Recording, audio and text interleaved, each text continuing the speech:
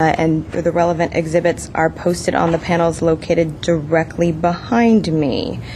Of the two cases that are on the agenda, they are both for conditional use permit applications, but I believe the first item on the agenda has an update, and I will turn it over to staff to update us on that before I continue with the rest of the hearing. Good morning.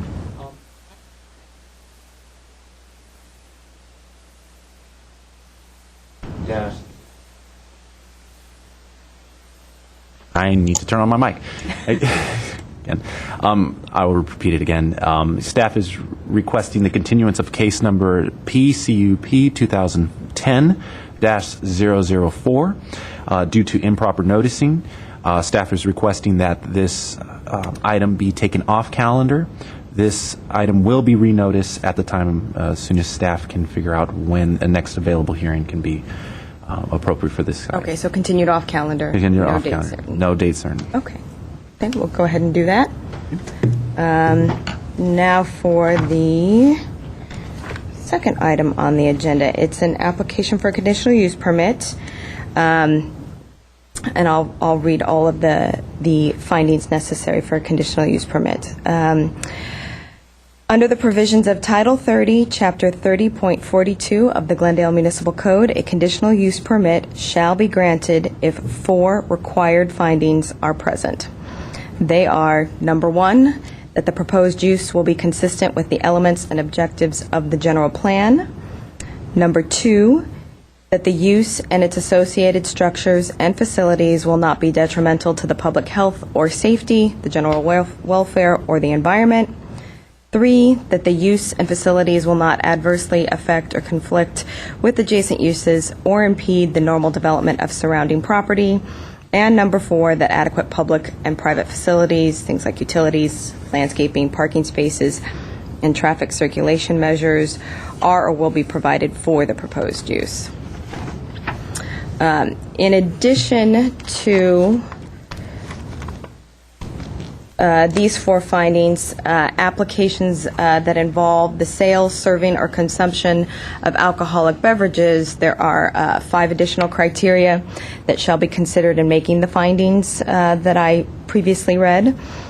They are, number 1, census tract with more than the recommended maximum concentration level of on-sale or off-sale uses, and as recommended by the California Department of ABC, that such use does not or will not tend to intensify or otherwise contribute to the adverse impacts on the surrounding area caused by such overconcentration.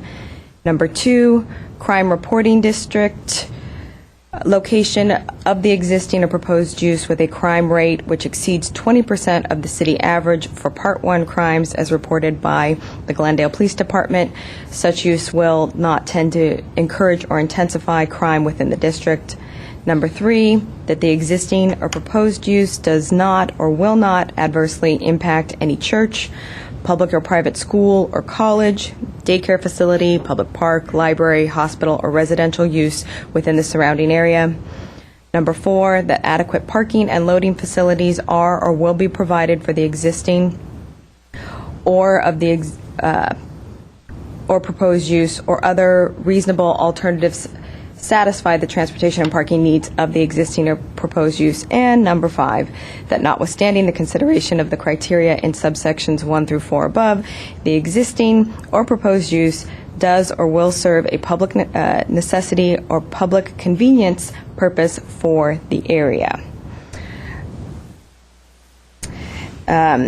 If the evidence presented in this application and at the hearing meets the criteria just described, then the planning hearing officer can either approve or impose conditions for approval on the case in question. If the findings of fact are not evident, then the request will be denied. Public notice. Notification of this hearing was accomplished by the use of public notices, which were mailed to property owners located within 500 feet of the subject property, physically posted on the site in question, and placed in the local newspaper. The hearing will proceed as follows. I will read the description of the application and request. I will read any reports received from other city departments or other letters of communications from interested parties. I will ask the case planner then to make a brief overview of the case, give analysis, and make a recommendation. Then I'll ask the applicant to come forward, stating both name and address, and you'll be asked to present the case within a 15-minute time limit. Others in support of or in opposition to the application and interested parties will be asked to come forward to speak, again clearly stating both name and address, within a 3-minute time period. And lastly, the applicant will give an opportunity to make closing comments if desired in response to testimonies given by preceding speakers with a 5-minute time limit. The hearing will then be closed and the case will be taken under submission. After the hearing, the decision will be prepared in writing and will be in the form of a letter sent to the applicant and to all persons who responded to the public notice, either by speaking at the hearing or by submitting written responses and have provided their name and mailing address. I want to just emphasize that the date of the decision will be the date appearing on the letter, not necessarily the date of the hearing. For appeals, under the appeal provisions of Title 30, Chapter 30.62 of the Glendale Municipal Code, the decision may be appealed to the Planning Commission within 15 days of the date of the decision. Again, that's the date on the letter. Anyone wishing to appeal may obtain forms and brochures on the procedures from the Building and Safety Section Permit Services Center that's located here on this floor, located in this building. If you wish to fill out a speaker card, write your name and address on one of the speaker forms, which is provided at the front door, and submit it to staff.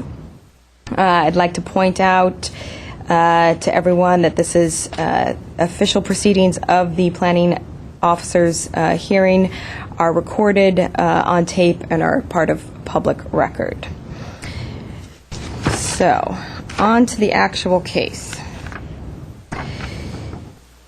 Conditional use permit, case number PCUP 2010-012, is at 3459.5 North Verdugo Road. The applicant is Jeffrey Zamidi. Owner is Lawrence Moss. Case planner is Mr. Reza. The project description is an application for a conditional use permit for the on-site and off-site sales, service, and consumption, which that would be of wine tasting, of alcoholic beverages at a liquor store located at 3459.5 North Verdugo Road in the C3 commercial services zone, described as lots 8 and 9, block 28 of the Spar Heights tract. I will now turn it over to Mr. Reza for an overview and recommendation on the case. Okay, good morning again, Ms. Asp. First, I'd like to give a brief description of the existing property and then follow with my analysis of this application. The site is improved with a multi-tenant commercial building which includes 2 retail uses and 1 full-service restaurant. The property is a mid-block development between Chiquita Place and Sunview Drive. The applicant is proposing to expand the retail sales of beer and wine into the neighboring tenant space. The project site is already developed, and the owner currently has an approved conditional use permit to allow the on-site wine tasting at the current location. However, the zoning code requires a new conditional use permit if the applicant expands the use. So on to my analysis.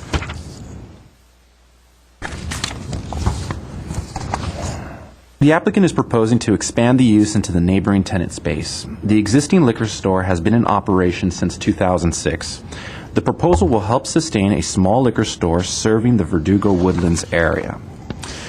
Serving alcoholic beverages, which is wine tasting in this case, in conjunction with a wine shop enhances a lively area and provides pedestrian-friendly amenities in the Verdugo Woodlands neighborhood. The total square footage of this site will be approximately 1,800 square feet and will continue to provide 8 seats near the bar area only. The on-site consumption will continue to be secluded to the bar area only, which is approximately 50 square feet. No additional seating is proposed, and the hours of operation will continue to be 8 a.m. through 10 p.m. According to the Glendale Police Department, the census tract for this property has 30 alcoholic beverages for on-site sales, where only 7 should be permitted. However, the fact of the overconcentration on this tract does not appear to be an issue because this site is suitable in the general area. No outstanding code violations exist on site, and police did not have any comments when they were routed. The proposed on-site consumption of alcoholic beverages at this existing liquor store will not adversely affect or conflict with the adjacent uses or impede any abnormal development in the surrounding properties. This general area is developed with light commercial uses and contains restaurants and offices. The consumption of alcoholic beverages, in the form of wine tasting only, at this existing liquor store will not conflict with the adjacent surrounding land uses as well. No churches, schools, parks, or libraries and hospitals are in the immediate vicinity. This small-scale liquor store is in its location in the Woodlands area, makes it unlikely that transportation and parking will be any serious issues. Staff recommends approval of this application with 8 conditions. Condition number 1, that the premises shall be made available and accessible for any authorized city personnel, including fire, police, neighborhood services, planning, etc., for inspection. Condition number 2, that the area shall be kept free of litter during the existence of the liquor store. Condition number 3, that the renewal of the conditional use permit be in 5 years. Condition number 4, that no exterior signs advertising the sales of alcoholic beverages be permitted. Condition number 5, that a maximum of 8 seats shall be provided inside the establishment. Condition number 6, that the sales activity shall be limited to the retail sales of wine tasting, wine tasting only. Wholesaling, winemaking, brewing, and distilling shall be prohibited. Condition number 7, that the on-site service and consumption of wine tasting shall be permitted at the bar area only. And condition number 8, that the hours of operation shall be limited to 8 a.m. to continue to be at 8 a.m. to 10 p.m. 7 days a week. Thank you. That concludes my presentation. I would like to, just for the record, add letters of support regarding this application. The following are in support of this application: Joe Croney, Aaron and Simon Holford, Joseph and Robin Miller, Rami and Nadav Bashan, and Dr. Patricia Goldsworthy are all in favor of this application. Can I ask you? Absolutely.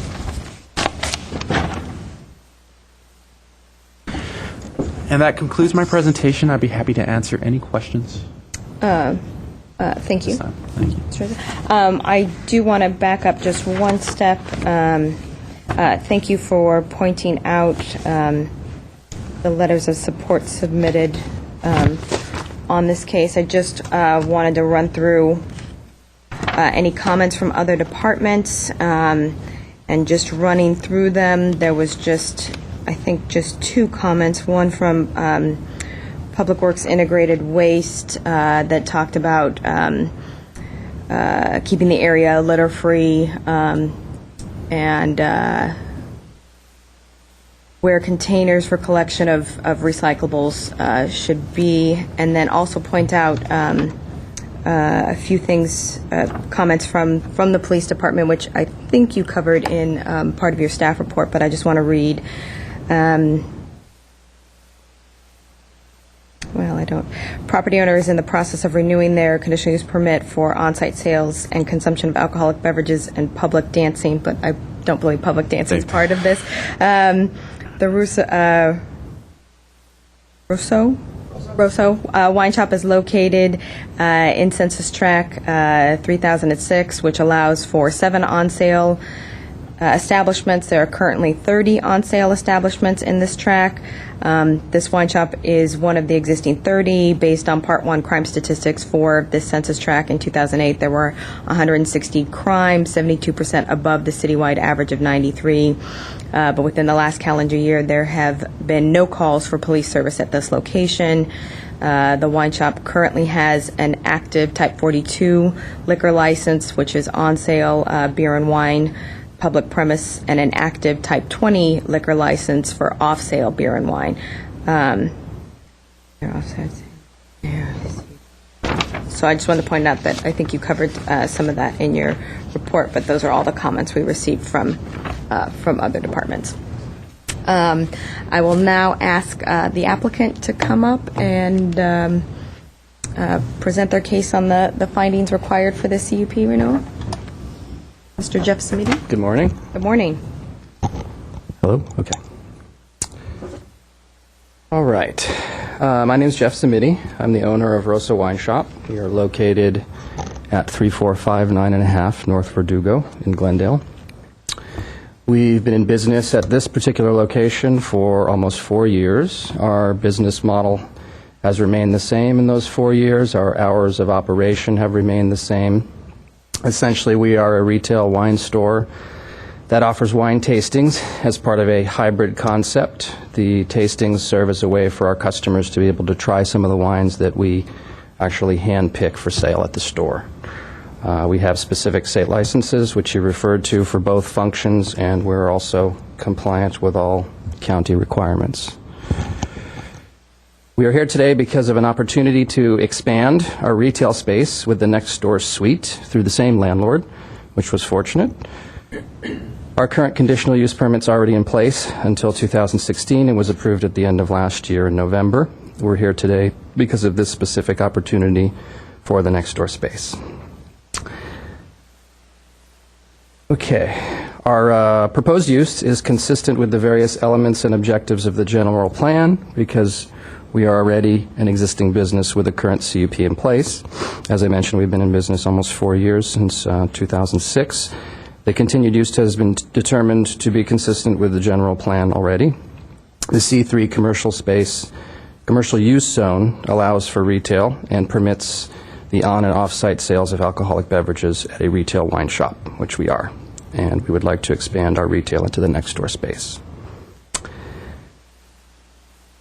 The proposed use and its associate structures and facilities will not be detrimental to the public health, safety, and/or general welfare or to the environment because our conditional use is, again, in place, and it has already been determined not to be detrimental to the public health, safety, or general welfare. The proposed use has not encouraged or intensified or even contributed to the adverse impacts to the surrounding area. The expansion proposal meets the intent of the zoning ordinance. The proposed use and facilities will not adversely affect or conflict with adjacent uses or impede the normal development of the surrounding property because our use has already been determined not to adversely affect or conflict adjacent uses or the surrounding property. The current structure has existed for many years and has not impeded the normal development of the surrounding establishments and property. The proposed expansion adds no adverse effects. The adequate public and private facilities such as utilities, landscaping, parking spaces, and traffic circulation measures are provided for the proposed use. As our current CUP is already in place, nothing changes from the original use proposal. We're simply adding some existing retail space. Our existing business fits the scope of commercial zone C3, and it's compliant with all facility, adequate public and private facilities such as parking, landscaping, traffic circulation, and utilities are provided for the existing structure and retail store. The expansion is in compliance with all of the above. With regards to the specific sale, serving, or consumption of alcoholic beverages,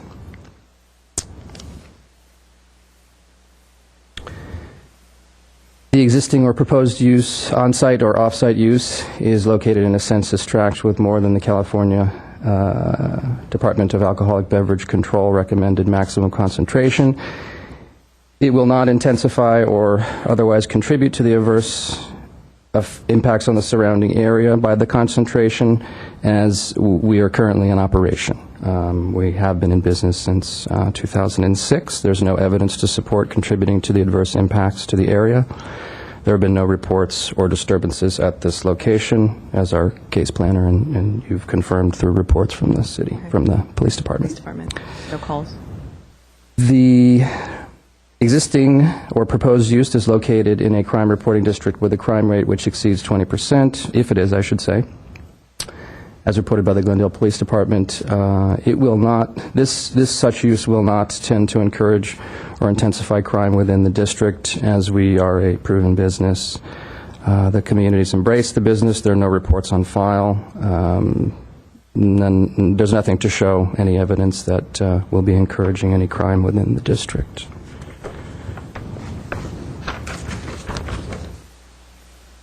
And the existing or proposed use will not adversely impact any church, public or private school or college, daycare facility, public park, library, hospital, or residential use within the surrounding area.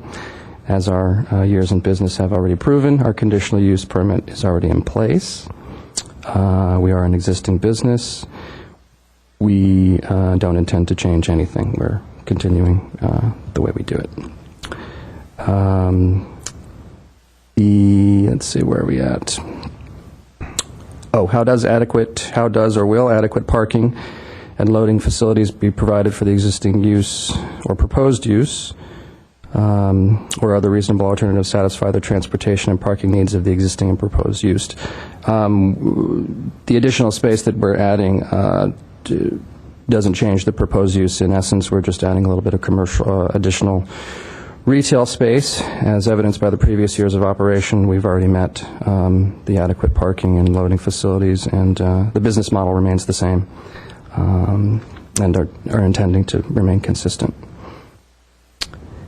Notwithstanding consideration of the above criteria, the existing or proposed use will serve the public necessity or public convenience purpose for the area, in the sense that we have already been a existing business. The neighborhood has embraced us. Not only are we consistent with the commercial use, but we've got a good support from the neighborhood. A good majority of our customers live within a few miles of the location.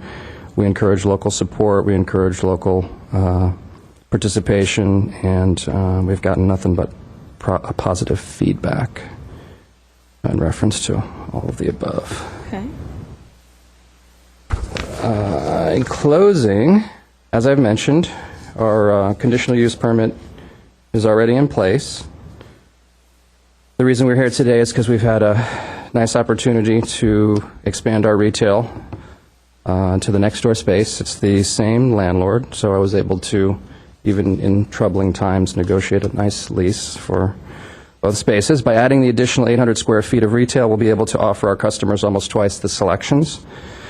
We'll be able to expand into other wine regions of the world and provide a more complete experience for our potential new customers. So even though times are extremely tenuous economically, we trust that offering more choices will help grow our business, and we're actually prepared to take that risk in order to do that, and we hope that you consider our request to expand favorably.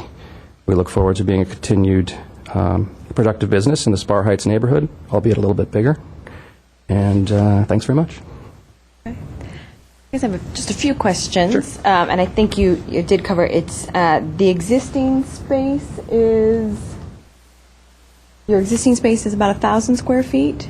Roughly. It's actually a little less than that, but the records have it. Okay, approximately 1,000 Yeah. square feet. And so this is, and you're in a multi-tenant building, and there were 3 tenants total originally? And can you just, there was a restaurant? Correct. And then the space that has been vacated was a retail space. The business was called Bailey's Babies and Bosoms, and they recently relocated to Honolulu Boulevard. Okay. And so that space is about 800 square feet, so you would be kind of going over your floor plan, expanding into that area, and only for, just to offer more retail? Exactly. We've had requests from customers and input from our people that we sell wine to, that they would like more choices, cover more regions, and in the limited space that we have, we barely even have any room for storage. So, things like being able to store extra boxes in the back room, offering more picks in an environment where there's more areas covered, we feel will be a benefit. Okay. And by expanding this, I don't, how many employees do you currently have? It's pretty much just mom and pop. My father helps on Sundays occasionally, and I have a part-timer who buses in, who helps me a couple days during the week. So and with expanding this, do you anticipate any additional employees, any? The idea is to try and keep the overhead as low as possible, so I don't have any plans for any additional employees at the moment. If the situation warrants it, we're going to be paying more per month, obviously, with extra space. So if I can keep the overhead as low as possible and hopefully grow the sales, then we can be in a position to actually be prosperous. So that's the hope. Okay, and just where I'm sort of leading with this is just parking and needs of the. So there's 10 spaces on? Yeah, behind the building, Behind. there are, I guess, 10 from up there. And we, up until now, have had 1, and we are now acquiring 2 additional spaces. So we'll have 3 employee spaces directly behind the building. Can customers park in the back? They have access to it, but no one knows about it. It's street parking in the front. If somebody did discover it, there's no restriction on? Not that I know of. Okay. Yeah.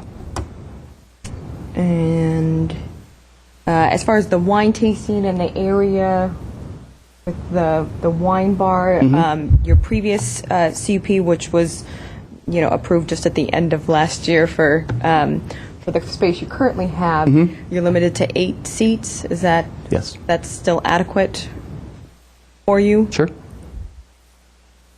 So it's no expansion of any of the wine tasting area? No. Per se. And hours of operation that staff proposed, Stays the same. That's still, that No is changes. amenable to you? Yes.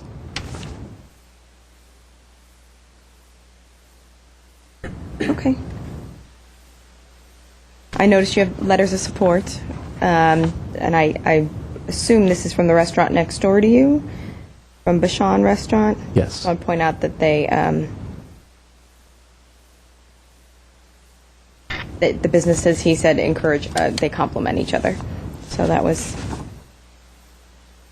a nice letter of support. Yep, that's the idea. Okay. All right. Thank you. Thanks very much. I have no other cards. Any additional comments to add? Anything else I from think I've staff? said everything. I will go ahead and take this case under submission. This hearing is now officially closed. Thank you for coming. Thank you. It is 10:05.